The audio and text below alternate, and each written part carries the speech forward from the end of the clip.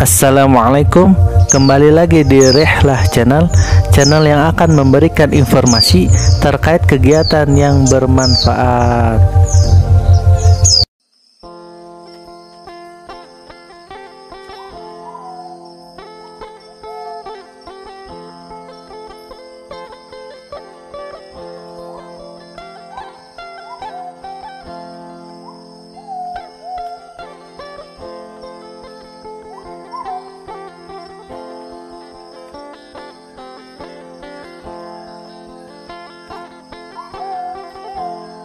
Lokasi dan alamat Pantai Pasir Putih Pangandaran masih berada di kawasan Taman Wisata dan Cagar Alam Pangandaran. Pantai Pasir Putih Pangandaran beralamat di Desa Pananjung, Kecamatan Pangandaran, Kabupaten Pangandaran, Provinsi Jawa Barat. Rute menuju Pantai Pasir Putih Pangandaran yakni hanya sekitar 10 menit saja jika kamu berangkat dari pusat Kabupaten Pangandaran dengan menuju Jalan Kidang, Pananjung. Cara ke Pantai Pasir Putih Pangandaran akan melalui gerbang utamanya yaitu Pantai Pangandaran sebagai pantai yang populer di kalangan wisatawan. Selanjutnya, para pengunjung dapat memilih melalui jalur darat maupun jalur laut. Untuk jalur laut ialah dengan menyewa perahu nelayan yaitu sekitar 20.000 per orang. Dan untuk jalur darat ialah dengan melalui Taman Wisata dan Cagar Alam Pangandaran untuk berjalan kaki sekitar 30 menit. Jika melalui jalur darat, setelah puas bermain di Pantai Pasir Putih Pangandaran, kamu dapat melanjutkannya dengan eksplor Taman Wisata dan Cagar Alam Pangandaran. Karena dapat dituju melalui dua cara, membuat harga tiketnya pun berbeda. Harga tiket masuk melalui Cagar Alam Pangandaran sebesar Rp20.000 dan harga tiket masuk melalui jalur laut sebesar Rp18.000. Jam operasional Pantai Pasir Putih Pangandaran dibuka setiap hari mulai pukul 7 pagi hingga jam 5 sore. Fasilitas yang ada di sekitar Pantai Pasir Putih Pangandaran diantaranya penyewaan perahu, toilet, penyewaan peralatan snorkeling, warung.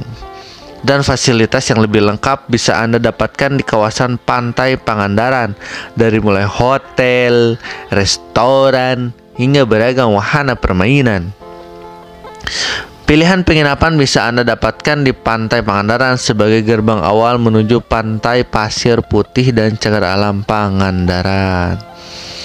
Dan untuk daya tarik Pantai Pasir Putih Pangandaran yaitu hamparan pasir putihnya udah pasti ya. Namanya saja sudah Pantai Pasir Putih, so berarti warnanya putih, tidak akan menjadikan hitam. Dapat dipastikan pantai ini memiliki hamparan pasir putih. Di sekitarnya juga terdapat pepohonan hijau yang cukup rindang sehingga banyak digunakan pengunjung untuk bersantai dan berteduh dari sinar matahari yang menyengat. Hamparan pasir putihnya dipadukan dengan birunya lautan yang cukup bersih, adem.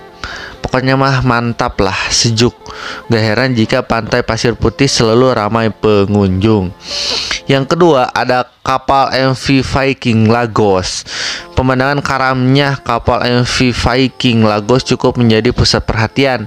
Kapal tersebut berasal dari Nigeria yang ditenggelamkan oleh Menteri Perikanan dan Kelautan saat itu yakni Ibu Susi.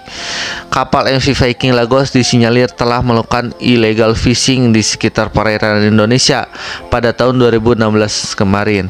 Dan sebagai hukumannya kapal tersebut harus ditenggelamkan. Selanjutnya ada wahana wisata ya yang bisa dilakukan di Pasir Putih Pangandaran, yaitu snorkeling. Dan bagi kalian yang ingin menjalani atau melakukan aktivitas snorkeling harus perhatikan 6 tips di bawah ini. Snorkeling merupakan olahraga air atau menyelam yang mengenakan peralatan berupa masker, selam, dan snorkel. Selain itu, penyelam juga menggunakan alat bantu gerak berupa kaki katak yang berfungsi sebagai tambahan daya dorong pada kaki agar laju penyelam saat snorkeling cepat.